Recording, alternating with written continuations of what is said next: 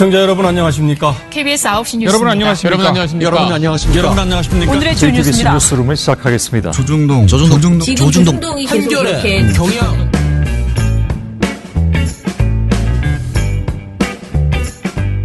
민원연의 미디어 탈국기 654화를 시작하겠습니다. 예, 안녕하세요. 저는 언론 권력을 감시하는 시민단체 민주언론시민연합에서 사무처장으로 일하는 김원경입니다. 네, 방송 모니터 담당 활동가 조선입니다. 이정열입니다. 예, 웃음이 잘 안 나오네요. 그죠?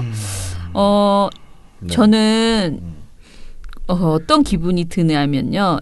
제가 너무 형제같이 생각한, 특히 저는 한겨레가 나를 형제로 생각하지 않지만 나는 한겨레를 형제로 생각해요. 왜냐하면 우리 어른들이, 우리 민원연을 만드신 어르신들이 한겨레를 그렇죠. 만든 것이고, 그 한겨레를 만들 때의 그 기분은 전 이제 586 세대잖아요. 네. 제 진짜 딱 586 세대네요.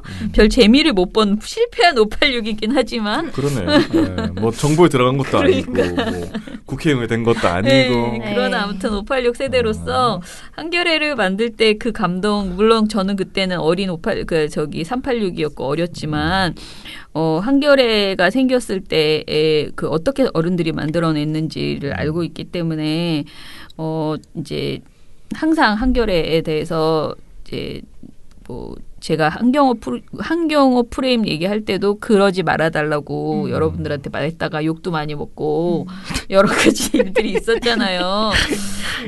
그렇게 늘 한겨레를 애정하는 저로서는 어제 이제 한겨레가 추가 성명을 한겨레 기자분들이 이제 발표를 하셨는데 네. 그거를 이제 기사를 밤에 보면서 집에 가는데 마음이 굉장히 찹찹했습니다. 그리고 한편으로는 저는 어떻게 해서든 왜들 이러는 걸까? 사실은 그 내부를 자세히 들여다보지 않았기 때문에 그렇죠. 그걸 궁금하기도 하고 내가 좀 더 자세히 알아보지 않고 함부로 얘기하는 것 아닐까라는 그런 좀 불안한 마음. 내가 함부로 어제 얘기하진 않았나 방송에서도 그런 생각. 내가 아는 그냥 외부로 드러난 어떤 그 기사만을 봐서는 저는 한겨레를 이해할 수가 없다라는 어제의 그 1차 그 젊은 기자들의 어린 7년 기자들의 차이야. 그 성명조차도 이해할 수 없었는데 중견급 기자들이 또다시 이것에 대해서 동의하는 그런 입장을 밝힌 것에 대해서는 상당히 좀 당황스러웠어요. 저는. 그리고 슬프기도 했고요. 그렇죠. 그래서 오늘 제가 막 함부로 또 오늘 잘 모르는 상태에서 말씀드리기는 어렵지만은 그냥 제가 느끼는 마음은 모두 다 이 공정함과 언론의 역할에 대한 어떤 그 혼란이 있는 것은 아닐까라는 애매한 생각을 일단 해봅니다. 일단 저는 언론이 정파성을 가지고 있는 것 자체는 극복할 수 없는 분명한 부분이 있다고 생각을 해요. 그런데 문제는 팩트에 기반한 것이어야 한다라는 것이고요. 그렇게 봤을 때 한겨레 조국 관련 보도가 분명히 양쪽에서 다 비판을 받을 수 있는 여지들이 있었고 제대로 된 보도가 없었던 것은 사실이다. 라는 거죠. 근데 이게 되게 양가적인 느낌을 줘요. 그러니까 지금 어떤 양쪽에서 비판하고 있는 그것을 다 수용하는 것인지 무슨 의미인지도 사실 굉장히 애매해요. 일단은 좀 말씀을 드릴게요. 네. 미디어오늘 기사를 보면 이건 박서영 기자의 기사네요. 한겨레 기자 추가 성명 어용 언론 조롱받아라는 제목입니다. 한겨레 중견급 기자들이 9일 저녁에 노동조합 주최로 한겨레 위기 극복을 위한 전사원 대토론회를 앞두고 문재인 정권에서 한겨레 칼날이 묻어졌으며 편집국장을 비롯한 국장단의 엄중한 책임이 있다라고 입장을 밝혔다는 겁니다. 그러면서 토론회는 결코 적당히 답하고 문제를 봉합하는 자리가 되어서는 안 된다라고 주장했습니다. 아무튼 어떻게 생각하세요? 일단 제 얘기부터 하지 말고 이정희 PD의 생각은 뭡니까? 그 네티즌 일? 네티즌이 저는 제가 어제도 말씀드렸지만 어용 언론이라고 한다. 그런 얘기잖아요. 기자들한테. 누가 어용 언론이라고 해요? 누가? 이를 보면 그냥 유추를 해보면 다른 언론들이 한겨레한테 어용 언론이라고 한다는 거잖아요. 근데 그게 조롱이라면 독자들은 뭐라고 생각하는지 왜 생각 안 하세요? 독자들이 한겨레 보고 어용 언론이라고 한 적 있습니까? 저는 못 봤어요. 세게 말하면 독자들이 비아냥거리는 것 중에 한겨레를 비아냥거리는 것 중에 하나가 돈 없는 조중동이라고 해요. 한겨레를. 왜 거기에는 신경을 안 쓰십니까? 왜 똑같이 하려고 그래요? 그거잖아요. 지금 보면 아유 뭐 다른 기자들이 우리한테 어용이라 그래. 아 그건 되게 신경이 쓰이고 막 우리 자존심 상해. 근데 야 쟤네들 돈 없는 조중동이야. 자존심 안 상해 근데. 왜 독자를 안 보고 저는 기자들을 보고 얘기하는지 잘 모르겠고. 약간 저도 비슷하다기보다는 저도 좀 더 내부 상황을 알고 어제 그 대토론회가 열렸을 것으로 보이는데 그 대토론회 내용과 관련해서는 아직 보도가 없었거든요. 그래서 무슨 내용이 나왔는지는 저도 확실하게 모르지만 그 맨 처음에 주니어급 기자들이 말했을 때 박용현 편집국장과 국장단은 조국 후보자 보도 참사를 인정하고 사퇴하라라고 했는데 여기서 말하는 조국 후보자 보도 참사가 무엇인가 이것에 대한 우리의 생각 일반 시민이나 아니면 한겨레를 바라보는 독자들이나 이 사람들과 내부 기자들의 생각이 조금은 다르지 않을까. 이 사람들이 말하는 보도 참사라는 것은 자신들이 생각하기에 이 정부에 대해서 비판의 칼날을 들이대고 제대로 된 후보자 검증을 하고 싶었다. 이런 얘기인데 일반 독자들 입장에서도 충분히 조국 후보자 보도 참사가 한겨레에서 일어났다고 볼 수 있다고 생각하거든요.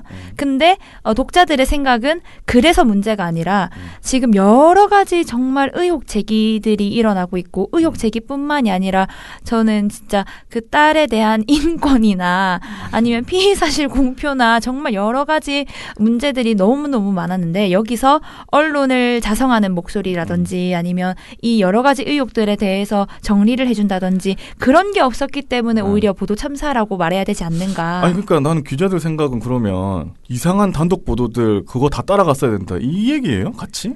모든 언론하고 전부 다 같이 우리가 그렇게 했어야 된다. 이 얘기인가? 그러니까 저는 공감할 수 있는 건 이거예요. 그 지금 제가 지난번에도 한번 말씀드렸는데 박서군 민원연 전 대표님께서 이런 얘기했었잖아요. 조국 관련된 논란에 있어서 우리가 이제 그 언론 보도에서 조국 후보자를 그냥 일방적으로 공격하기 위해서 지금 뭐 사생활을 침해하고 뭐 이랬던 이런 문제에 대해서는 분명히 문제가 있지만은 우리 사회가 요구하는 조국 후보자 그러니까 조국 법무부 장관 논란 속에서 우리 사회가 무엇에 이렇게 아파하고 공감하고 있는 것인지에 대한 그 문제의식 그것까지 다 우리가 거부하는 건 아니다. 그러니까 공평함을 추구하고 그리고 뭐 교육 제도나 뭐 이렇게 빈입빈 부익부가 고착화되고 있는 우리 사회의 문제점 이런 것들 그러니까 어떤 계층의 사다리가 없어져 버리는 그런 문제점 이런 것들을 우리가 다 그게 아니다라고 말하는 게 아니에요. 그래서 그것에 대해서는 그게 조국 법무부 장관이 그런 일면이 있다면 그것을 따끔하게 지적하는 것도 저는 가능하다고 생각해요. 그거를 하지 말라는 게 아니거든요. 네. 그리고 그거를 열심히 취재해서 보도하는 것도 나는 괜찮았다고 생각해. 그러니까 지금 당장은 조국 후보자의 유불리가 굉장히 아프겠지만은 길게 봤을 때는 우리 사회에서 이 논란을 통해서 우리가 이 문제를 직시하는 거잖아요. 그쵸. 직면하게 만드는 거잖아요. 그런 측면에서 한겨레가 제대로 조국 후보자를 비판적으로 보도했다면 제대로 했다면 그것도 의미 있다고 생각을 하는데 지금의 한겨레 보도는 한마디로 죽도 밥도 아니었다라는 것인데 근데 그 원인이 선배들에게 있다. 편집국장에게 있다라고 지금 후배들은 얘기하고 있는 건데 그게 왜 선배들에게 있는지에 대한 근거를 우리 독자들에게 주지를 못하고 있는 거예요. 우리가 이러이러한 발제를 했는데 키를 당했어. 또는 우리가 이런 것을 하고자 얘기했는데 선배들이 어떤 키는 하지 않았지만 우리 문화가 너무나 그걸 못하게 했어. 라는 게 명확하게 있지 않은데 지금 이제 나온 얘기들은 뭐 소통에 문제가 있었다라는 식으로 말하거든요. 그러니까 이 그러니까 선배들이 한 말들을 보면 이런 말이 있어요. 잠깐만요. 사내 민주주의의 위기의 문제이기도 하다. 일상의 편집권 행사를 따를 사안이 있고 구성원의 충분한 공감대를 얻었어야 할 사안이 있는데 현 편집국장단은 이를 만들어내는데 실패했다. 그 원인은 일방통행식 불통에 있었다. 이로 인해 현장의 기자들은 결국 어용 언론이라는 조롱까지 받아가며 일하는 처지에 내몰렸다. 이렇게 얘기를 하는데 이거는 너무 이렇게 애매하게 그러니까 이게 다 까발리기에는 회사 안에 모든 일을 다 말할 수 없으니 이렇게 됐겠죠. 근데 참 이게 이해받기가 어렵다는 거예요. 우리가 이해하기는 상당히 어렵다는 아니, 거예요. 그러니까 그 기사를 내린 거잖아요. 지금 제일 큰 문제가 기사를 올렸는데 4분 만에 내려갔다. 그 사실은 그 문제는 사실 국장 잘못이에요. 왜냐하면 데스킹을 하고 올렸어야지. 데스킹하고 올렸는데 문제가 있어서 다시 내렸다. 이건 사실 말이 안 되거든요. 근데 데스킹이 아니면 안 됐다. 국장 책임이에요. 그러면. 근데 그런 절차상의 그런 문제들을 난 제기할 수 있다고 봐요. 근데 결론을 봅시다. 한겨레가 올렸다가 4분 만에 삭제한 기사가 우병우 데자뷰 조국 문정부 5년 사이에 어떻게 기록될까? 소제목이 조국과 우병우는 여러모로 닮은 꼴. 민정수석 의혹 당사자 버티기까지. 우병우 감싸다 박근혜 정부 몰락 시작. 조국 임명 강행은 위험. 경고등 켜져. 검찰 예상외 전격전. 액션 임박한 듯. 뭐 이렇게 우리가 볼 수 있는 건 이거밖에 없어요. 그렇죠. 근데 이런 제목 조선일보에서 나왔으면 우리가 논평 썼을 거예요. 보고서 뭐 모니터 보고서를 썼거나 그렇지 않아요? 약간 제목만 비교하는 봐도 게, 비교하는 게 불가능하다고 저는 생각을 하거든요. 이게 이 정도까지입니까? 저는 잘 모르겠어요. 그러면 이 기자들은 데스킹 없이 그냥 글을 다 올려야 된다는 건지. 근데 아무튼 한겨레에게 말씀드리고 싶은 거는 빨리 아무튼 내란을 극복하시고 이것을 좀 어떻게 독자들한테 특히 한겨레는 진짜 개인의 것이 아니에요. 국민주 신문이고요. 국민의 지지 아래 그러니까 진보 시민들이 밀어서 이제 지금까지 존재하고 있는 언론인데 물론 제대로 안 밀어줘서 힘들고 뭐 그동안 힘들었다라고 그렇죠. 또 말할 수 있겠지만은 어찌 됐든 그 신문이 가지고 있는 역사성을 생각했을 때 내부에서 일단 빨리 수습을 하신 다음에 시민들에게 좀 알려줘야지 된다, 해명해야 된다라는 생각이 좀 듭니다. 저는 되게 비관적으로 생각하는 게 네. 지금 기자가 몇 명인데 지금 몇 명이 대자보 썼습니까? 네. 편집국장 할 수 있을까요? 전 못한다고 보고 물러나면 그럼 이런 기사들 한겨레에서 나올 겁니다. 그럼 독자들 어떻게 생각하겠어요? 이게 진짜 좀 생각을 좀 해보셔야 돼요. 저는 야 이거 참 진짜 온갖 생각이 다 들어가지고 네. 이게 뭐 민원연 공식 입장 아니 그냥 제 생각입니다. 그냥 진짜 철저한 제 생각입니다. 왜 독자들은 어용 언론이라고 얘기는 안 할까? 뭘 위해 존재하는가? 독자를 위해 존재하는지, 기자 사회를 위해 자기들 기사가 존재하는지, 뭐 저는 생각을 좀 해보셔야 된다. 네. 아무튼 저는 여기까지만 오늘은. 자, 그리고 미디어스 기사, 전 자꾸 깜짝 놀랍니다. 김혜인 기자, PD저널에 있던 김혜인 기자가 미디어스로 옮겨가지고, 이제 미디어스 기사가 하나 올라왔는데, 조국 법무부 장관이 후보자로 임명된 이후에 한 달 동안 조 장관을 둘러싼 의혹 보도가 쏟아졌는데, 그 중에서 이제 수사 내용 일부가 언론을 통해 보도되면서 검찰이 의도적으로 정보를 흘린 게 아니냐는 의혹이 제기됐다라고 하면서 이에 대해서 피해자 인권이 심각하게 침해된다며 문제를 지적하는 목소리가 나왔다라고 하고 있습니다. 이 기사는 그런 관련된 보도만 좀 묶어놨네요. 그죠? 보니까 일단 지난 7일에 SBS가 검찰이 압수수색 중인 조국 장관 아내 연구실 PC 안에 동양대 총장의 직인 파일을 발견했다라는 내용을 단독 보도해서 피의사실 공표 논란이 커졌고요. 특히 7일 SBS 보도 이후에는 수사 피의자인 조국 장관의 아내 정경심 동양대 교수가 입장문을 통해서 검찰과 언론을 비판을 했었죠. 자, 이런 일들을 쭉 이야기를 하면서 이게 이제 피의 사실 공표에 대한 그 뭐 사실 근데 이것뿐만 아니고 여러 가지가 지금 다 문제가 되고 정말 있죠. 다 그렇습니다. 저 언론 너무 싫어요.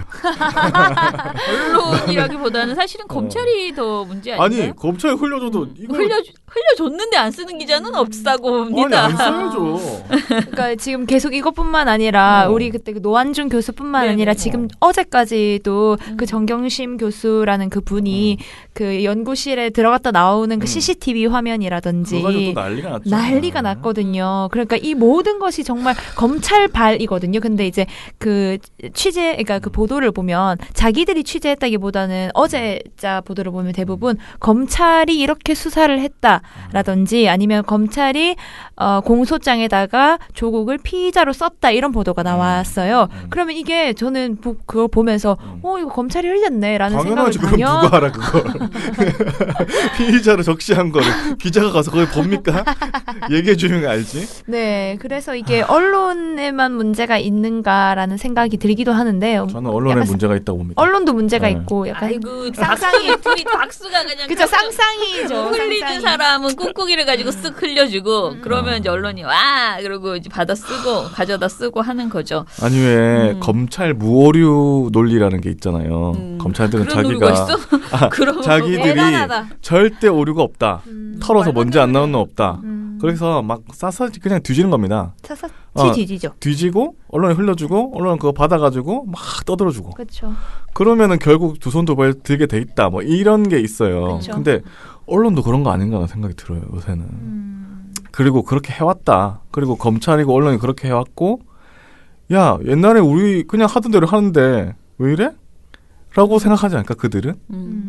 그래서 이게 참 너무 시민들과 너무 간극이 너무 크다는 생각이 진짜 계속 들어가지고 그렇죠. 약간 네. 그 검찰도 그렇지만 이제 언론도 비슷하잖아요. 약간의 엘리트주의와 우리가 다 맞다라는 생각과 피의 사실을 다 이렇게 밝히는 데 있어서 별로 그런 문제 의식이 딱히 있을까 하는 생각들. 그래서 이 기사에서도 지금 그 2009년 고 노무현 전 대통령의 논두렁식의 보도, 그리고 노회찬 전 의원의 불법 정치자금 수수 의혹 보도 등을 예시로 들고 있는데 이런 거 생각해 보면 우리가 충분히 검찰과 언론이 뭔가 좀 비슷하게 짝짝꿍을 하고 있는 게 아닌가라는 생각이 거의 뭐 들죠.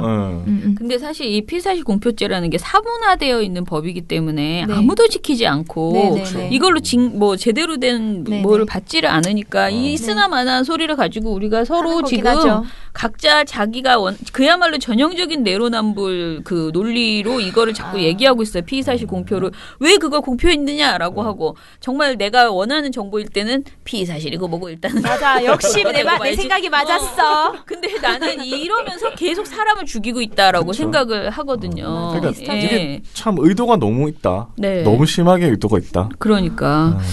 근데 저는 그래서 제가 2004년인가에 국가인권위원회에서 피의사실 공표죄 관련해서 이거를 살려야 된다. 이거를 사문화식된 이 법을 제대로 살려서 검찰이 못하게 해야 되고 그랬는데 그때도 이런 토론회를 했는데 언론의 알 권리, 그러니까 국민의 알 권리, 언론의 어떤 표현의 자유 이게 너무 중요하기 때문에 결국은 보도를 해야 된다라는 식으로 그때도 이렇게 토론회가 진행됐었거든요. 그게 막 저는 그래서 노무현 대통령이 돌아가셨을 때 그 토론회가 너무 많이 생각이 났었어요. 만약에 그 몇 년 전 그 토론회 때 그런 부분에 있어서 최소한의 저는 그래서 지금도 혐오 표현에 대해서 되게 강하게 빨리 규제해야 된다. 그러니까 혐오 표현 관련된 어떤 규제는 빨리 이루어져야 된다고 생각하는 부분이 있는데 그게 사람이 계속 이 문제로 다치고 죽는다라는 교훈을 받았으면 그때부터는 표현의 자유고 뭐고 다 좋은데 이게 누군가의 목숨을 끊는 어떤 그런 일로 이어질 수 있다면은 이거는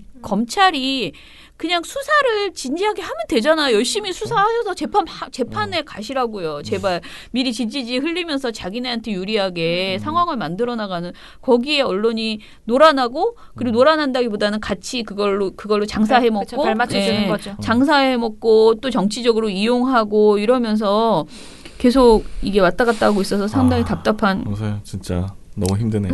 네. 뉴스 보고 있기가. 그렇죠. 네. 네. 그나마 칭찬할 수 있는 거. KBS. 좋은 걸로. 네, KBS가 실시간 그 링링 태풍 관련된 태풍. 실시간 정보에 수어 통역을 제공했다고 합니다. 그래가지고 저도 제가 아는 그 페이스북 친구들이 오 지상파가 막 다 하고 있네라고 이렇게 얘기해서 그걸 이제 보시고 좀 변화가 있다라고 칭찬을 하는 글들을 봤습니다. 좋네요. 예, PD저널 기사를 보니까 지상파 방송사들이 6일부터 7일 오전까지 링링의 북상을 대비해서 뉴스 특보를 방송했는데 수어 통역 제공 및 행동 요령 강조 등 내용면에서는 나아진 면모를 보였다.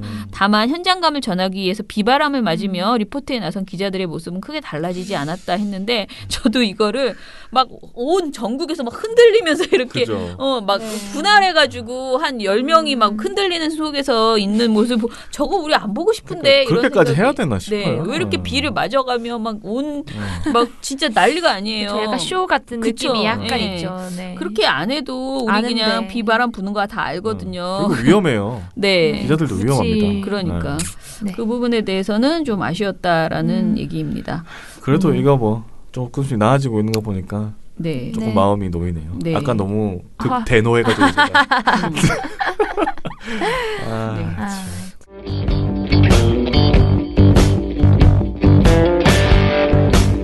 스마트폰 보다가 태연하게 가입했다. 가입이 간편하니까. 민주언론 시민연합.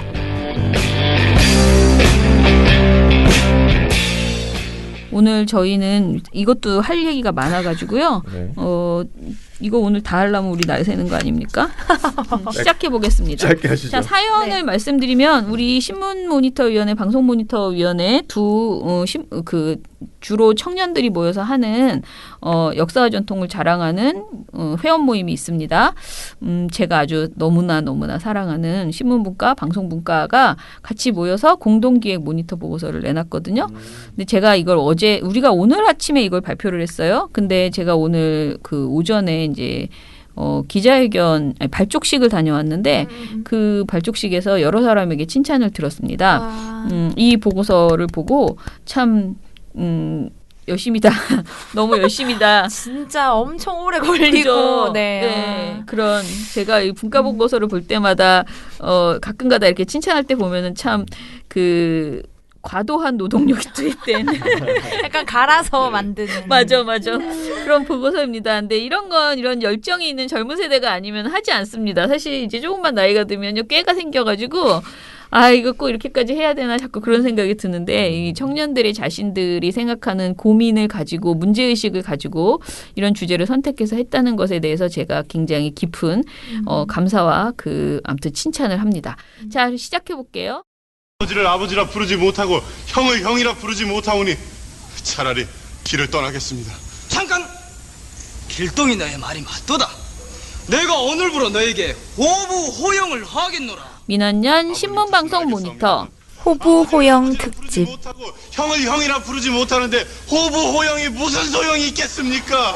그러니까 지금 내가 너에게 호부 호영을 하노라. 홍길동전에서 내가 아버지를 아버지라 부르지 못하고 형을 형이라 부르지 못하니 이게 어떻게 해요?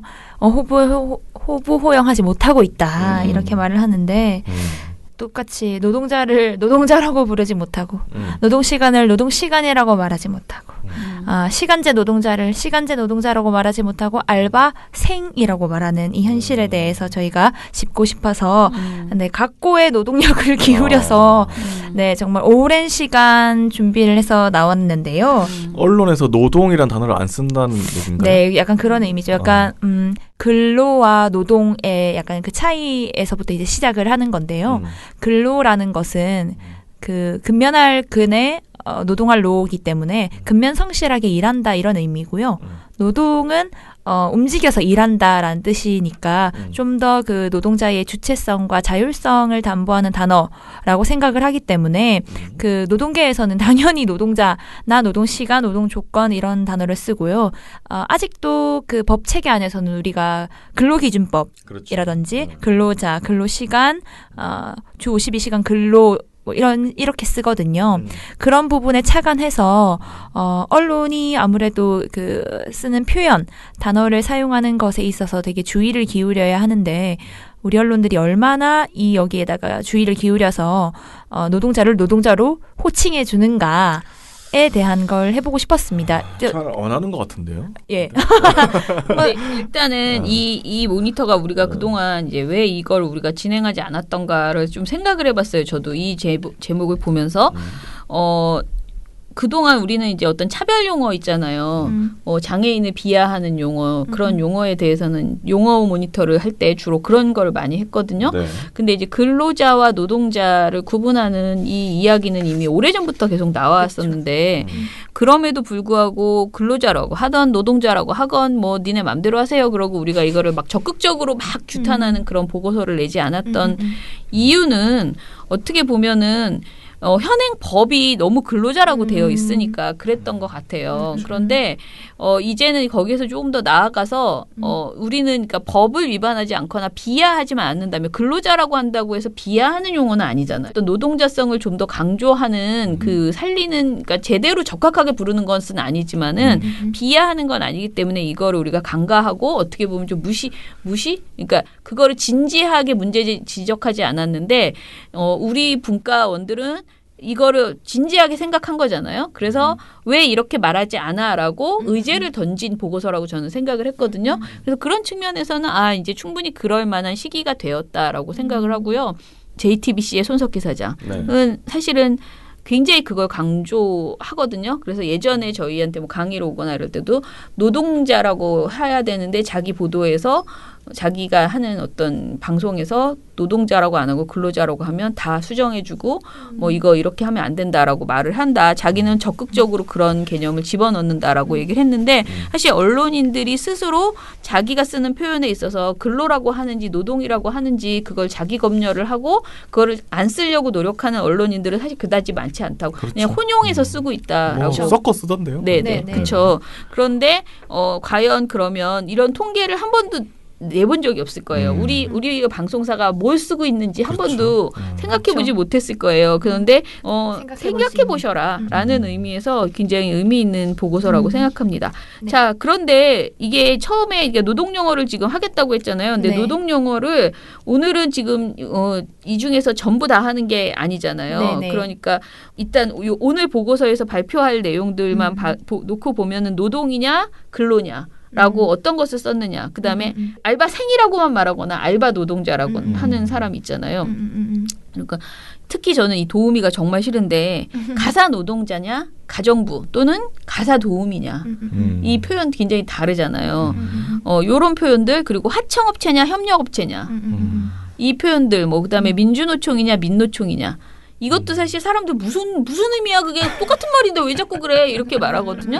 근데 이게 약간 이제 뉘앙스가 다르고 그쵸. 원하는 대로 불러주지 않는 그렇죠. 비하의 의미가 있어요. 그래서 이런 표현들을 가지고 지금 모니터를 했다라는 것입니다. 민주노총, 민노총 그거는 뭐 자유한국당이 한국당으로 불러다녔는데 자유당으로 부르는 주는 뭐 이런 느낌이죠. 약간 비슷한 느낌이긴 한데요. 네. 어쨌든 민주노총 이것은 이제 민주노총은 자기들이 민주노총이라고 불러달라고 하고 민노총이라고 부르면 우리의 그 의미 민주노총이 가지고 있는 그 단어의 함축적인 그 의미를 제대로 못 살리고 우리의 역사를 왜곡하는 것이다 라고까지 보기 때문에 네. 민주노총이라고 불러달라고 딱 얘기를 해요. 우리도 민헐련이라고 불러달라고 하지 다르게 부르면 뭔가 왜 저렇게 불러? 약간 이런 생각을 하잖아요. 약간 그런 것처럼 여기서 이거는 이제 저는 1편을 가지고 왔는데 2편을 또 시영 씨가 가지고 오실 거거든요. 거기서 말할 건데 어쨌든 노동조합에 대해서 제대로 설명해주지 않거나 노동조합이 가지고 있는 그 구조가 있잖아요. 민주노총, 금속노조, 뭐 현대차 지부 이런 것처럼 이걸 설명해주지 않는 것에 대해서 좀 더 자세히 설명을 하려고 이것까지 본 거거든요. 네. 근데 이제 오늘 제가 말할 건 이 노동자성을 강조할 수 있는 아니면 이 노동의 현실을 제대로 보여줄 수 있는 단어를 쓰고 있느냐 아니냐를 따져볼 수 있는 그 보고서 내용인데요. 일단 이게 저희가 정말 전부터 시작을 했기 때문에 일단 기간은 5월 1일부터 6월 30일 그러니까 2달 동안에 7개 신문사 그리고 7개 방송사를 전역 종합 뉴스를 모니터를 한 결과입니다. 네. 저희가 따로 이게 되게 힘들었어요. 그 기준을 설정하는 게 우리가 뭐 탄력 근로제라는 말도 쓰고 근로기준법이라는 말도 쓰는데 그럼 어떤 단어를 모니터링 할까라고 해서 제일 뭔가 기본이 될 수 있는 말들 그리고 충분히 노동으로 바꿔 불러도 말이 되는 말들을 저희가 모니터를 했는데요. 그래서 노동자냐 근로자냐 노동 시간이냐 근로 시간이냐 노동 환경이냐 근로 환경이냐 노동 조건이냐 근로 조건이냐 이걸 먼저 따져봤습니다. 노동과 근로. 네, 일단은 노동과 관련된 합성어들 그리고 근로와 관련된 합성어들 이렇게 나눠봤는데 일단 신문을 말씀을 드리면 또 이거 사실 또 당연해요. 조중동과 경제지 2개, 저희는 이제 서울경제와 한국경제를 모니터링을 하고 있는데 이 5개 지면들은 당연히 근로와 관련된 합성어를 더 많이 사용을 하고 있었습니다. 노동이란 단어가 나오긴 나옵니까? 나오긴 나오더라고요. 나오긴 그래요? 나오는데 정말 뭐 가끔 나오죠. 그러니까 이게 비율로 따져보면 노동자와 근로자의 경우를 비율로 따져봤습니다. 그러면 한 70% 이상을 동아일보, 조선일보, 한국경제가 씁니다. 그러니까 10번 쓰는 것 중에 3번은 노동자라고 말하는데 7번을 근로자라고 그냥 말을 해버린다는 거예요. 근데 생각보다 많이 하네. 나는 90% 넘을 줄 알았는데. 그쵸. 생각보다 많이는 하긴 하는데 근데 이제 예를 들면 이런 식으로 나쁘게 쓰는 경우가 있어요. 그러니까 노동자라고 취재원은 인터뷰에서 밝힐 때 노동자 아니면 노동 환경이라고 얘기를 했는데 기자가 다시 풀어 쓰거나 기자가 직접 말하는 경우에서 불어 근로자라고 말하는 경우가 있어서 이걸 설명을 하나 해볼게요. 그것도 특이하네. 정말 이거 왜 이렇게까지 해야 하는지 바로 잡습니다. 근로자가 아닙니다. 당신은 근로자입니다. 근로자입니다. 굳이 이렇게 해야 되나? 아니 약간 정치권 소름이 이상한 말 돋아요. 다 따옴표 따가지고 다 쓰면서 그걸 이거는 굳이 또 바꿔서 쓰네. 약간 특이한 아, 경우였어요. 딱 눈에 보이는 경우. 예를 네. 들면은 중앙일보가 5월 21일 구미형 일자리와 관련된 기사였는데요. 여기서 최일배 민주노총 구미지부 사무국장이 말을 이렇게 뭐라고 취재원이 말을 했을 거 아니에요. 그때 노동자 뭐 이렇게 말을 합니다. 그런데 거기서만 노동자라고 말하고 기자가 말할 때는 근로자라고 이제 다 표기를 하는 거예요. 예를 들면은 뭐 그 민주노총 그 관계자는 예를 들어 민주노총이 지속적으로 요구한 것은 노동자들이 결정 과정에 참여해야 한다는 것이다 라고 말을 했다고 쳐요. 그런데 그때만 노동자라는 말을 쓰고 기자는 뭐 질 좋은 일자리가 사라지면서 근로자들은 구미를 하나하나씩 빠져나갔다 라고 한다든지 구미 산업단지에 있는 근로자들은 지난해 몇만 명에서 몇만 명으로 줄었다. 이렇게 기자가 설명할 때는 다 근로자라고 쓰고 인터뷰이가 말할 때는 그 사람은 그렇게 얘기를 했으니까 노동자라고 써주는 경우. 똑같이 또 서울경제에서도 특수고용 근로자라는 단어를 썼더라고요. 되게 특이하다고 생각을 했는데 민주노총이 특수고용 노동자 총걸기 대회를 열었어요. 그럼 그거는 거기서 그렇게 얘기를 하는데 기자가 얘기할 때는 민주노총의 조합원 수는 몇만 명인데 그중에 특수고용 근로자는 몇만 명이다. 이렇게 설명을 하면서 분명히 얘네들의 총걸기 대회 제목은 특수고용 노동자인데 기자가 설명할 때는 특수고용 근로자라고 설명을 하는 경우가 있었거든요. 근데 이런 경우는 정말 일부러 한 것 같은 티가 나잖아요. 근데 세상에 특수고용 근로자라는 말을 처음 들어봐. 저도 정말 처음 들어봐요. 보통 다 특수고용 노동자라고 네네네. 부르잖아. 이게 입에 딱 붙잖아 노동자가. 다른 대회 근데 가셨네. 특수고용 근로자. 기자가 다른 대회 특수고용인데 갔어. 근로야. 와. 아니 특수고용직은 전부 다 솔직히 말하면 노동자성을 인정하지 않고 막 사장님이라고 부르는 대부분의 그런 분들 우리가 특수고용 노동자라고 그쵸, 특수고용 하잖아요. 노동을 하시는데 노동자성을 인정받지 못하고 있어서 우리가 문제라고 지적하는 건데 그런 사람을 특수고용 근로자라고 말하는 이런 해괴한 논리는 정말 네. 처음 봤어요. 이건 정말 너무 의도적이라서 저희가 보고서에 안 쓸 수가 없더라고요. 근데 이게 대부분 한 70% 그리고 한겨레와 경향 정도가 좀 그래도 노동자라는 그 노동과 관련된 합성어를 많이 써줬는데 그럼에도 불구하고 되게 혼용했었어요. 그러니까 근로자라거나 그런 걸 안 쓰는 경우는 없어요. 무조건 다 써요. 쓰겠습니다. 네, 다 써요. 그래서 이거 되게 얘네들이 뭔가 혼란을 가지고 있다거나 아니면 아무런 기준이 없다거나 그런 상태라고 보여지는데 제가 지금 말씀드린 중앙일보와 서울경제의 경우에는 이거 무조건 노렸다. 거기는 기준이 있네. 확실하네. 계획이 있네. 너희는 근로자라고 써라는 그렇지. 거인 거죠. 그래서 약간 너무 특이하더라. 이건 오다가 분명히 이제 그쵸? 있는 거죠. 오더. 네. 오다. 우리는 근로자야. 우리 회사는 근로자야. 알았지? 그렇게 그렇죠. 얘기를 그렇게 한 쓰고 거죠. 싶었던 거죠. 네. 네, 그래서 방송도 사실 또 마찬가지였는데요. 네. 그나마 JTBC와 KBS의 경우에서는 이제 노동자를 훨씬 더 많이 쓰는 그러니까 JTBC는 노동자란 단어를 한 7배 정도 많이 쓰더라고요. 근로자에 비해서. 그러니까 이걸 되게 신경 쓰고 있구나라는 점을 알 수가 있었어요. 네. 그리고 KBS의 경우에도 노동과 관련된 합성어를 대부분 더 많이 쓰는. 그렇지만 또한 JTBC와 KBS도 근로와 관련된 합성어가 나오긴 나와요.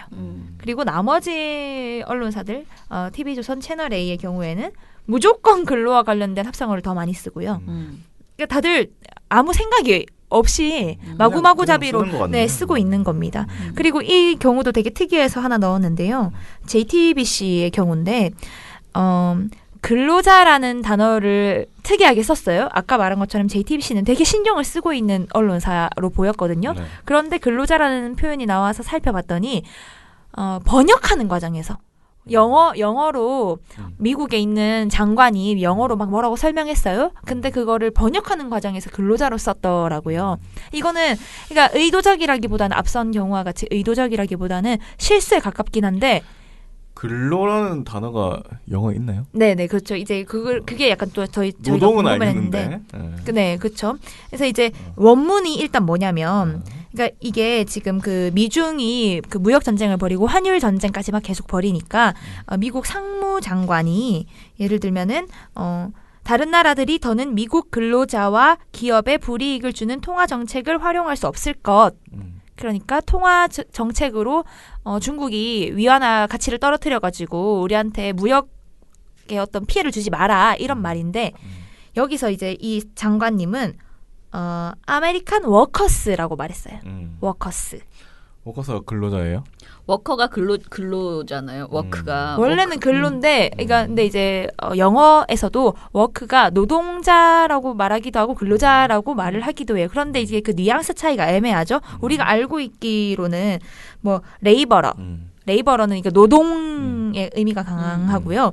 그리고 인폴로이, 그러니까 고용된 사람들이라는 의미도 있는데 단순히 워커를 근로로만 번역해야 되는가? 그건 또 아니거든요. 네. 그러니까 영어의 뉘앙스 차이가 또 레이버러는 약간 육체적인 노동을 하시는 분들, 워커는 되게 포괄적인, 그리고 인폴로이는 고용된 사람, 그리고 인플로이어가 있을 때 반대되는 개념으로 사용되는 거라서 워커가 되게 포괄적인데 이걸 되게 실수를 한 거죠. 그냥 워커는 일하다, 근로 이거니까 그냥 워커스를 근로자로 표현한.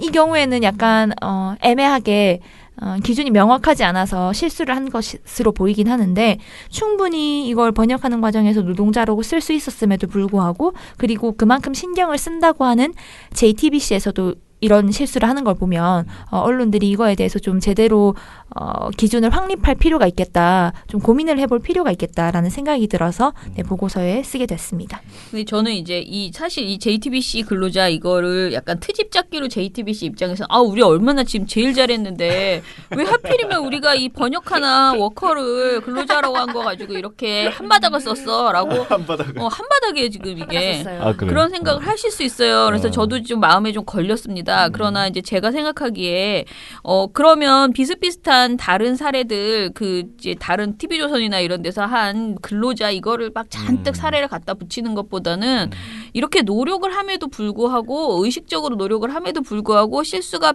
발생하는 실수라기보다는 이제 이게 뭐 습관적으로 근로라는 말을 너무 많이 쓰는 게 우리한테 어떻게 보면 이제 몸에 배어버린 거죠. 기자들 사이에서.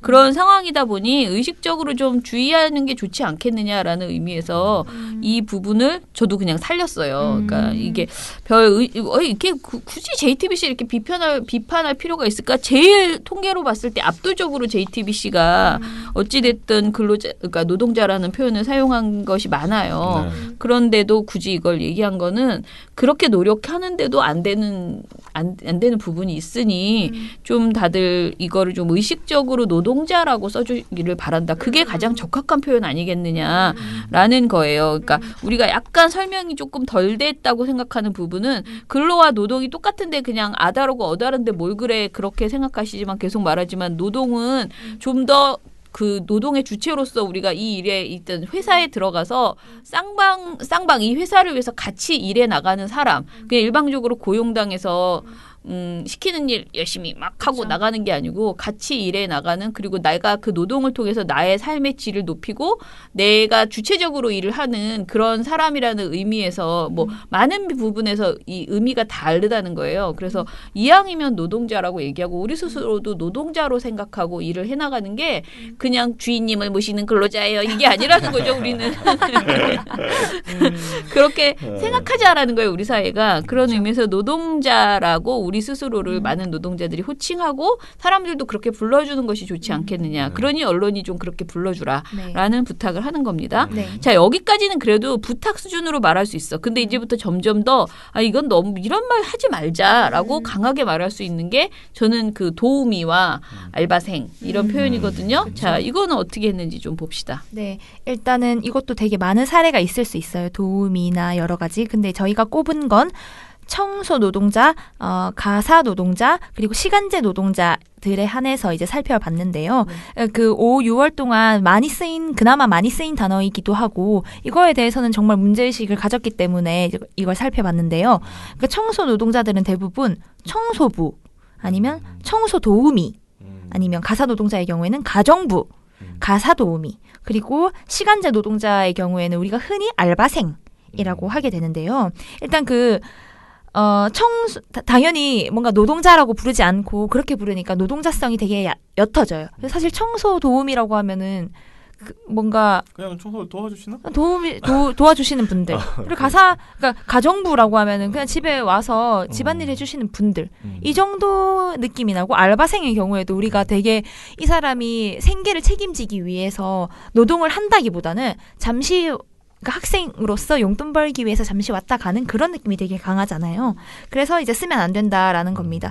일단은 그 가정부에 쓰이는 부자의 경우에는 여성을 의미하는 부자거든요. 이런 거라든지 청소부의 경우에도 부가 되게 그러니까 남성을 지칭할 때는 남성과 관련된 부를 쓰고 여성을 지칭할 때는 여성과 관련된 부를 쓸 수는 있긴 한데 이게 되게 옛날부터 우리 가사나 청소의 경우에는 여성의 어떤 그 노동이었고 여성이 해야 되는 일로 이제 치부가 됐고 그러다 보니까 우리가 생각하기에 이걸 다시 생각해 볼 기회가 없지 않았나. 그러니까 노동이다 이게 확실하게 노동이다라고 해볼 기회가 없지 않았나 이런 생각을 해서 이제 들어가게 됐습니다. 알바생의 경우에도 당연히 그렇고요. 그러니까 알바와 생이 합쳐지게 된 거는 학생 아니에요? 네, 아르바이트와 학생이거든요. 그럼 이제 그때의 생은 또 그 살다 생, 그러니까 삶과 관련된 생이거든요.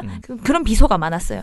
알바를 하는 삶이란 말이냐, 알바생이 그런 약간 그러네. 네, 약간 그런 약간 좀 씁쓸한 웃음 같은 것들도 있었는데 그러니까 그렇게 쓰지 말고 시간제 노동자라고 확실하게 말해주면 된다라는 거죠. 그치. 네. 그리고 말도 안 맞죠. 알바생이라고 해버리면 학생만 돼? 그쵸. 말이 안 맞죠. 그쵸. 아니 어떤 생계를 책임지기 위해서 아니면 나의 어떤 그 자아 실현을 위해서 내가 시간제 노동을 선택할 수 있잖아요. 그런데 그게 되게 지칭하는 말이 우리가 생각해 보면 되게 없어요. 그렇죠. 저걸 어떻게 불러야지? 그냥 알바라고 우리가 그냥 지칭하는데 그렇죠. 알바라고 그러지 말자. 알바생이라고 하지 말자라는 거죠.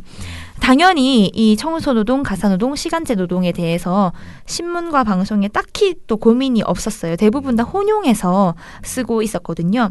이때에 이제 왜 가사도우미 이런 말이 많이 나왔냐면 언론에 그 한진그룹에서 필리핀 가사 노동자를 불법으로 이렇게 회사 사람으로 이렇게 들여보내가지고 자기 집에 고용했다. 이것 때문에 많이 나왔거든요.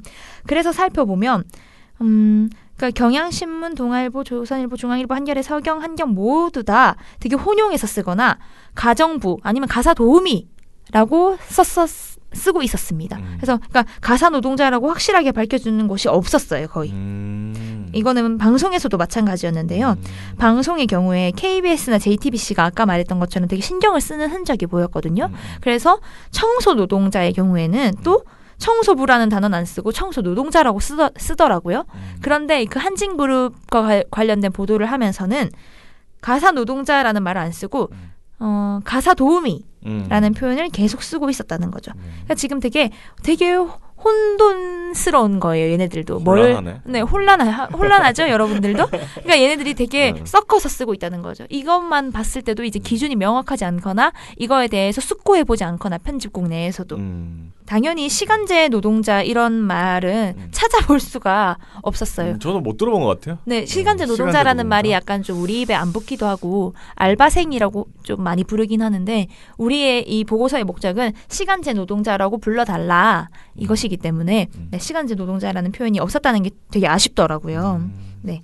그리고 이제 지금 뭔가 그 노동자성과 관련된 표현을 봤다면 저희가 또 지적한 게 노동 현실을 제대로 드러내주는 용어를 사용해달라 이거였는데 여기서 저희가 가져온 거는 하청업체와 협력업체라는 단어와 관련해서입니다.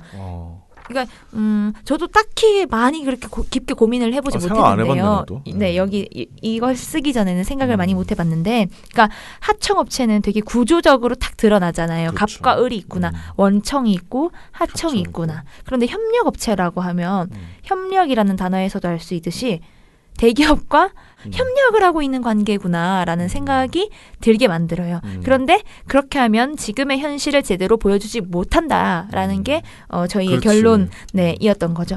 그러니까 사실 현실이 그러니까 다 모조리 다 하청 원청과 가불이 명확하진 않겠지만 협력하는 곳도 있겠죠. 협력하는 곳도 있겠지만 잘 없.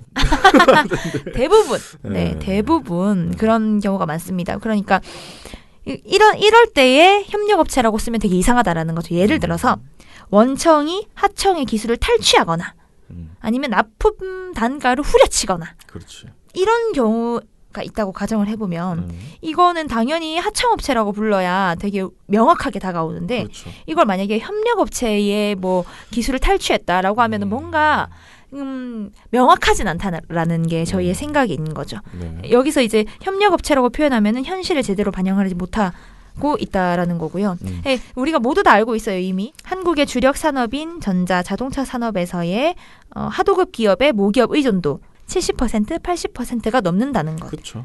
하청이 원청에 엄청 종속돼 있고 또 양극화도 매우 심각하고 기술 탈취가 정말 빈번하게 일어나고 보복 거래 뭐 이런 것들이 너무너무 많이 일어나는데 협력업체라는 단어를 쓰는 게 과연 옳을까? 이런 질문을 던져보고 싶었습니다. 오히려 너무 좀 그런가? 어떤가요? 착취업체. 착취당하는 업체, 착취하는 업체. 그런 식으로 하면 좀 더 명확하죠. 좀 더 명확하게 되지만 좀 그렇긴 하네요. 네. 거기까지 바라지도 않습니다. 네. 하청업체라고 불러달라는 건데요. 일단 신문에서 보면 이거 아까 그 노동자 근로자 사례처럼 정말 명확하게 가불관계가 명확한데도 협력업체라고 부르는 경우들이 많았어요. 일단 기본적으로 전 신문에서 7개 신문 전체가 하청업체라는 단어보다 협력업체라는 말을 더 많이 썼어요. 이거는 경향이고 한겨레고 조선일보고 동아일보고 이게 큰 차이가 없었다. 대부분 다 협력업체라고 쓰더라. 조선일보는 100% 단 한 번도 하청업체라는 단어를 쓰지 않았어요. 하청이 없네. 하청이 없죠. 다 협력을 하고 있어요. 네, 그랬고 나머지 경향과 한겨레도 똑같다라는 거죠. 협력업체라는 단어를 썼다는 거죠. 그런데 이제 좀 괄목할 만한 이거는 진짜 특이한 그 사례였는데 다들 그렇게 썼는데 경향신문의 사례를 가져왔어요. 경향신문에서 김용균 씨 사망사고 진상조사와 관련된 기사가 나왔는데 여기서 예를 들어 석탄화력발전사들이 태안화력발전소 협력업체에서 비정규직으로 일하다 숨진이라고 말을 했어요. 근데 이게 협력업체라고 볼 수 있겠냐라는 거죠. 그러니까 발전사는 그러니까 한전은 아주 큰 모기업이고 그 아래에서 일하다 숨진 경우잖아요. 김영균 씨의 경우에는. 그럼 이 경우에 협력업체라고 쓰는 게 옳으냐, 하청업체라고 쓰는 게 옳으냐. 하청이 더 우리의 현실을, 불합리한 현실을 더 많이 보여준다라는 그렇죠. 거고요. 또 비슷한 사례로 서울경제에서도 이커머스 업체랑 여기에 물건을 납품하는 제조사들의 사례를 다뤘는데 쿠팡, 옥션, 지마켓 등등이 그 제조사들한테 갑질을 한대요. 너네 이만큼 싸게 가져와. 너네 이만큼 할인율을 높여줘. 이렇게 후려치기 한다든지 가격을, 아니면 수수료를 높게 책정한다든지, 아니면 대금을 늦게 지급해준다든지 이런 경우가 있었는데 서울경제의 경우에는 이걸 협력업체라고 말을 해서 이게 하청업체가 아니라 협력업체끼리 수수료를 떼먹고 대금을 늦게 주고 하는 게 가능한가? 라는 걸 우리가 되묻고 싶었다라는 것입니다. 네, 방송사도 마찬가지인데요. 여기서 이제 KBS가 하청업체라는 단어를 많이 써서 좀 놀랍긴 했는데 그 외에는 나머지는 다 그냥 비등비등하게 쓰고 SBS와 TV조선, MBN의 경우에는 여기서도 똑같이 하청업체는 없었다. 이 세상엔 협력업체뿐이다. SBS와 TV조선과 MBN의 세계에서는. 그래서 이제 문제라는 생각을 가졌고요. 근데 이제 그 하청업체하고 협력업체는 저는 자꾸 그런 좀 이제 그런 걱정이 됐어요. 정작 협력업체에 다니시는 분들은, 그러니까 하청업체에 다니시는 분들은 협력업체라고 불러주기를 바라지는 않았을까. 그런 생각이 저는 들었거든요. 그러니까 너는 하청이야라고 하면 너무 그게 이제 직접적으로 뭔가 이렇게 비하되는 느낌을 받진 않을까. 그래서 협력업체라고 하면 그래도 좀 이렇게 비슷한 회사 같은 느낌 있잖아요. 그런 느낌이 들어서 우대해 주려고 처음에 만든 용어일 수 있다. 그런데 이것이 이제 그 본질적으로 지금 말한 그 구조가 그 상하관계가 분명한, 가불관계가 분명한 이런 상황이라면은 기본적으로 불러줄 땐 협력업체라고 불러주더라도 이런 사건이 발생해서 벌어졌을 때 있잖아요. 그러면 이건 하청 관계에 있는이라는 식으로 분명하게 어떤 그 표현, 그 지위 있잖아요. 양사의 지위, 이걸 분명하게 보여주는 표현들이 좀 더 나왔어야 되는데 계속 협력업체라는 말을 사용함으로써 그게 우대해주고 그들을 존중해주려고 했다. 처음에는 그렇게 했을지 모르겠지만 결과적으로 봤을 때는 그 관계를 왜곡시켜버리는, 마치 협력만 할 수 있는 평등한 관계인 것처럼 우리가 착각하게 되는 그런 게 발생한다. 그러니까 저는 말이라는 게 처음에 만들어질 때는 분명히 선의를 가지고 만들었을 수 있다고 생각해요. 이게 우리의 본질을, 나는 왕이고 너는 하인인데, 예를 들어 그 주종 관계를 이거를 왜곡하려고 했다기보다는 존중하려고 그렇죠. 그런 말을 했겠죠. 그런데 현실이 전혀 개선이 되지 않는 상황에서 말로만 무슨 그린 에너지 이런 식이 돼버리는, 말장난하는 것이 되는 거지. 협력업체라고 했으면 협력을 해줘야 될 거 아니야. 그렇죠. 그런데 협력을 안 해주면서 협력업체라고 불러주기만 하면 그거는 굉장히 뭐라 그러지? 사기치는 거죠. 그렇죠. 그래서 그러니까 원래 애초에 마음은 그렇지 않았을지 모르겠지만, 그래서 한겨레 경향도 아마 협력업체라고 부르지 하청업체라고 쓰면 이거 이 회사 직원들이나 이 회사 사람들에게 너무 우리가 막 이렇게 낮잡아서 얘기하는 거 아니야라고 생각해서 그렇게 쓰셨을 수도 있어요. 저는 그 약간 그런 마음이 들 것 같아요. 그런데 그럴 때는 더더욱이 이 관계를 정확하게 드러내는 그런 기사들을 좀 더 썼어야 된다라는 그런 아쉬움이 있습니다. 네.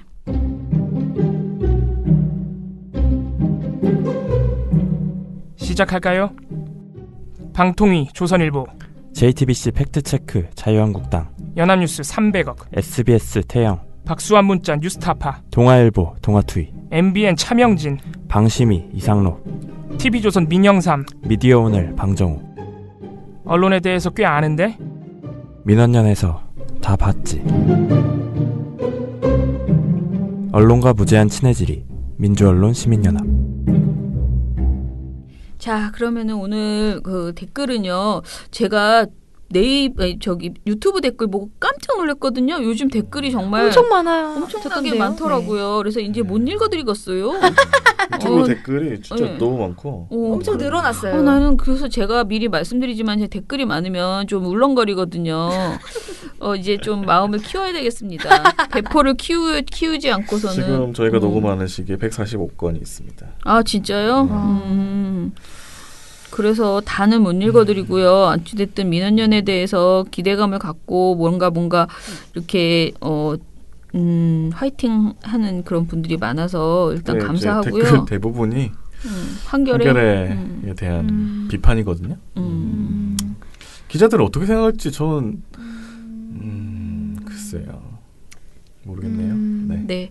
자, 그리고 하나 말씀드릴 거는 그 네이버의 댓글이 뭐 줄어들고 있다. 아니 댓글이 아니고 네이버에 있는 기사량. 기사 수가 줄어들었다. 뭐 이런 의혹들을 지금 여러분들이 많이 말씀하시잖아요. 근데 저희가 여러 번 다시 한번 해봐도 네이버에서 기사 카운팅하는 것이 지금 문제가 있는 것은 사실로 보여져요. 그러니까 조국 후보자만 기사량이 줄어들었다 늘어났다 하는 게 아니고요. 똑같은 검색어를 수시로 넣어봐도 기사 수가 계속 달라져요. 그래서 예, 정확한 기사량이 안 나온다고 보여집니다. 근데 이게 우리가 몇 건 안 되면은 그냥 세어보면 되잖아요. 근데 이게 너무 많아가지고 지금 조국 후보 관련해서 그러니까 조국 법무부 장관 관련한 기사는 전체 보도가 도대체 얼마였는데 어떻게 왔다 갔다 했는지를 지금 확인을 못 하겠고요. 저희가 오늘 그 네이버 측에 공문을 보내서 지금 이런 것에 대한 굉장히 그 많은 우려와 논란이 있다. 그래서 이거에 대해서 공식적으로 해명해달라라는 그런 공문을 공개 질의서 형태로 발표를 합니다. 그래서 이 부분에 대해서 아마 다 저희가 이제 설이 아니고 추석이 지나고 다음 주 화요일 오후까지 답변을 달라고 했거든요. 그래서 답변이 들어오면 보내드리는데 지금 이미 많은 사람들이 기자분들도 취재를 했는데 이게 네이버의 어떤 기계적 오류라는 얘기를 들었어요. 그러니까 의도적으로 네이버가 기사를 막 지우거나 그런 것은 아닌 것으로 보이는데요. 아무튼 지금 여러분들이 생각하시는 언론사 스스로가 기사를 지우는 것인지 아니면 네이버가 지우는 것인지 아니면 그냥 카운팅이 그냥 널뛰고 있는 것인지에 대해서는 뭐든 조금 더 모든 네이버가 이상해. 뭐지? 세 가지 중에 하나인데 다 이상한. 그렇죠. 네. 말이 안 돼. 망신이다라고 그쵸. 생각이 드는데요. 이 국내 부분은- 최대 포털인데 어떻게 그걸 집계하는 시스템이 그러니까 말입니다. 그래서 요거는 좀 확인 후에 다시 알려드리겠습니다. 네. 그리고 다른 댓글은 조금 내일 다시 좀 마음을 추스리고 제가 근데 내일 더 올라올 것 같은데. 정말요? 한겨레 비판. 제가 워낙에 또 흥분을 해가지고 한겨레. 제목을 또 한겨레를 쓰기 네. 때문에. 마음을 추스리고 한겨레 기자들 보내드리겠습니다. 우리한테 이제 상 받으러 안 오겠네. 그리고 한 가지만 제가 말씀드리겠는데 제가 그 저희 김동민 그 이사의 CCBB를 저희가 이제 올렸잖아요. 근데 이제 미리 말씀드리는데 이게 김도민 이사의 글을 내가 동의하냐 아니냐를 떠나서요. 우리의 웹진에 있는 CCBB와 언론포커스는 민원연의 공식 입장은 아닙니다. 그래서 분명히 개인의 글이고요. 저희가 그동안 이 웹진을 운영한 게 한 5년 정도 됐거든요. 5, 6년 됐어요. 근데 5, 6년 동안 이 웹진에 있는 글로 인한 피라 사건이 여러 번 있었는데 그런 경험을 하면서 우리가 내린 것이 모든 원고에 항상 이것은 민원연의 입장과 공식적인 입장이 아니다. 일치하지 않는다라는 글을 동의하는 글이건 동의하지 않는 글이건 무조건 다 똑같이 붙이고 있고요. 그리고 선생님들이 저희가 고정 필진으로 이제 필진을 확보를 하면 그 필진이 보내주시는 글은 특별한 정말 한두 번의 경우를 빼고 여태까지 5, 6년 동안에 한 번도 우리가 막 고치거나 임의적으로 그렇게 하지 않았습니다. 그래서 되도록이면 원고를 그대로 우리가 싣고 있고요. 소제목만 제목만 우리가 조금 더 뽑는 정도이고요. 그리고 모든 글은 우리가 검열하지 않습니다. 그래서 이제 벌써 이제 제가 몇 가지 글을 봤는데요. 페이스북이나 이거 민원연이 이런 식으로 이제 김동민 선생님을 앞장 세워서 이제 우리의 입장을 내놨다라고 하시는데 김동민 선생님이 하필 이 주제로 이번 주에 글을 쓰실 이게 차례가 돼서 쓰신 거예요, 진짜로. 그래서 그것에 대해서는 제가 뭐 변명이라고 해도 할 수 없는데 김동민 선생님이 자신이 글을 써야 될 딱 순서에 한겨레 일이 벌어졌고 이 글을 마침 딱 주셨는데 그것이 민원연의 논평처럼 처리되고 있는 부분에 대해서는 분명히 민원연 공식 논평은 아니다라는 해명을 드리고요.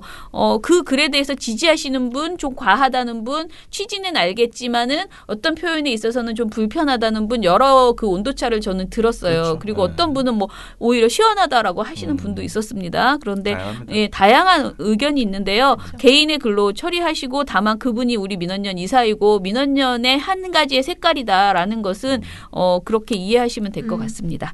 자, 그러면은 저희는 방송 이것으로 마무리하고요. 내일 또 뵐게요. 민원연의 미디어 탈곡기는 내일도 열심히 털어드리겠습니다. 탈탈탈 안녕. 네, 오늘 뉴스데스크 마치겠습니다. 청년에게 꿈과 희망을 채널 A가 함께합니다. KBS 9시 뉴스 오늘 순서 모두 마치겠습니다. SBS는 앞으로도 내일 끝까지 뵙겠습니다. 파헤치겠습니다. 오늘 뉴스 8시 라인 뉴스 모두 여기서 마치겠습니다. 마치겠습니다. 시청해주셔서 고맙습니다. 뉴스팔 여기서 마치겠습니다. 저희들은 내일도 최선을 다하겠습니다. 여러분 고맙습니다. 탈탈탈 안녕.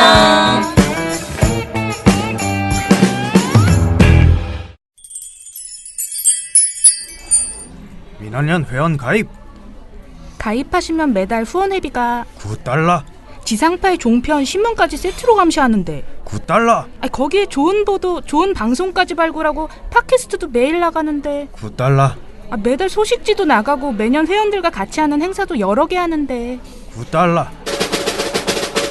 그럼 10,000원으로 하시죠. 오케이 땡큐